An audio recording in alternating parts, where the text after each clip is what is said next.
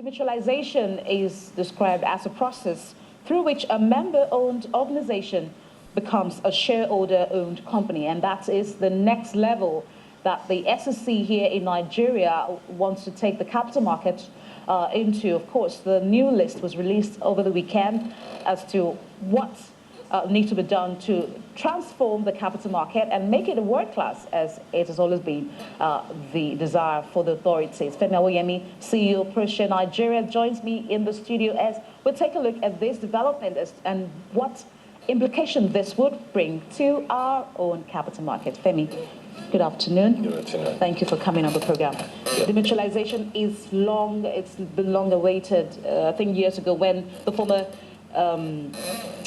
CEO, she was the DG then of the Nigeria's stock exchange, India-Kirikit, that was under its tenure, that started. And now it seems finally the new rules are out. What's your view about these rules? The whole process of demutualization started way back, as far back as 2001. I believe it was the president of the NSE then, Alhaji Abdul Razak, had gone on a tour of the Nigerian stock, the London Stock Exchange and the New York Stock Exchange, and had come back and held a meeting.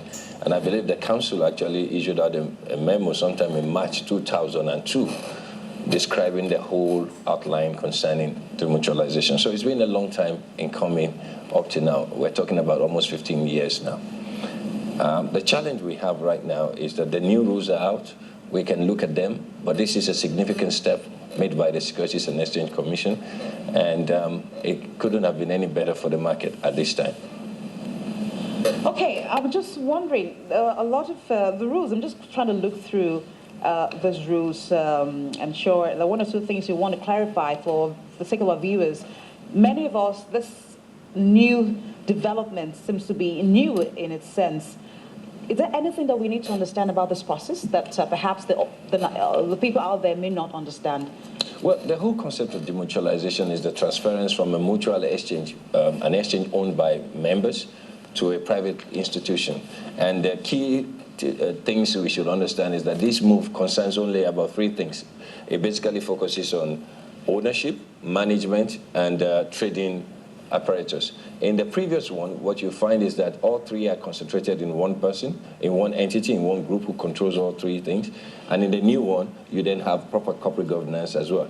Demutualization itself comes with its own challenges. Well, one of the few challenges is the fact that the experience we've seen all the way from the Nikkei in Japan, in Australia, in UK, in Bombay, which is the Bombay Stock Exchange 2005 in India, all the way down to what has been happening in Nairobi when they put together the demutualization plan for itself, is that you then have new issues.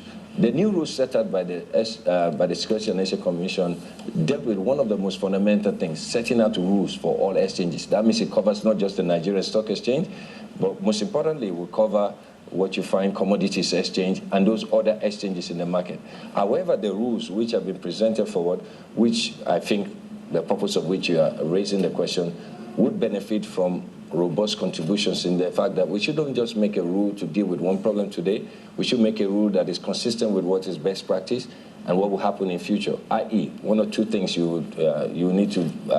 need to focus on.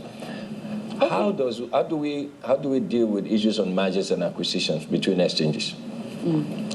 How do we deal with issues of conflict of interest within an exchange? Because one of the major drawbacks of a demutualized exchange is the fact that you have two issues. One, I believe in section, I think in one of the sections there, section 4, under preconditions of section 3, section 5 of the new rule, began to talk about whether you should have no less than 5%. But it also gave room for strategic investors. Ownership, you mean? Ownership. It also gave room for strategic investors of up to 20%. Now, when you come to decision-making within a demutualized exchange, you then have a problem of where you have a preponderance of exchange and you can find how do they resolve issues like conflict of interest. That means, are we going to have a situation whereby a decision to be taken in there which will conflict with a quoted company or a broker-dealer? How is it resolved? Those other issues, again, I believe that the Securities and Exchange Commission can make such things more robust in terms of its new rule that will be passed to guide and help us learn from what has happened before.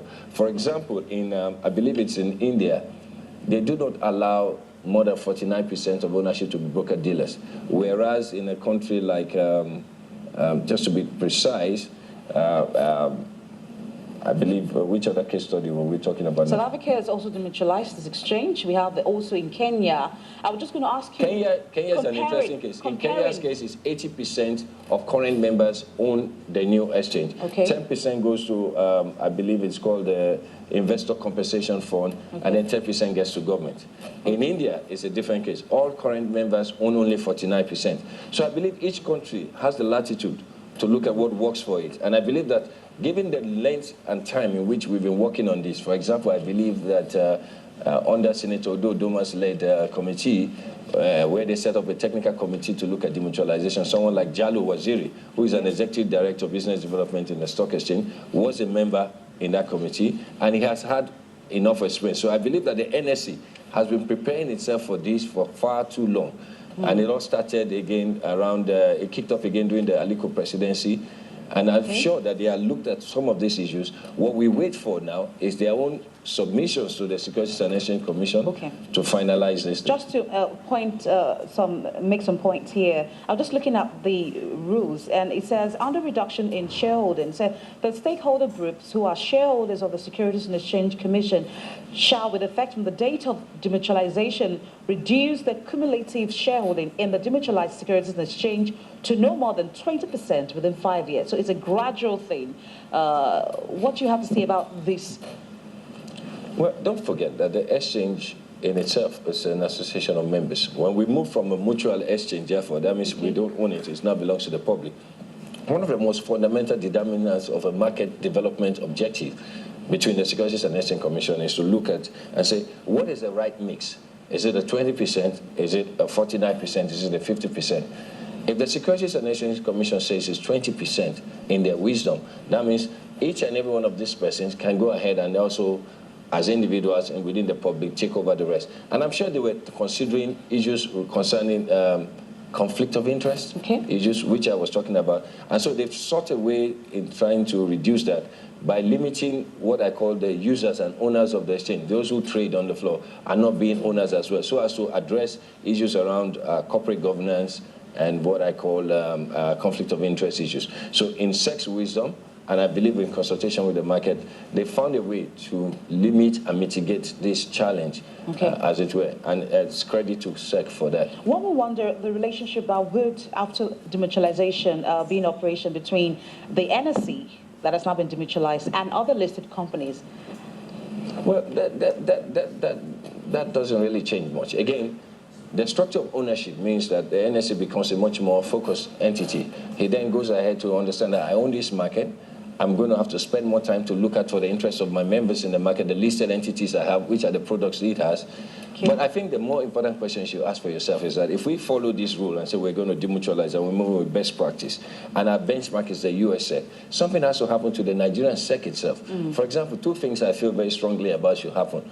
If we decide to adjust the self-regulatory organization status we give to NSE and make it a private entity on itself, SEC itself has to make certain changes. For example, in the US, the Securities and Exchange Commission reports directly to the Congress and the President, not to the Ministry of Finance. This current SEC we have to find a way to go back to the ISA to make sure the adjustment is made there. Second thing is that you do not want a situation whereby you have a CBN sitting on the board of the Securities and Exchange Commission.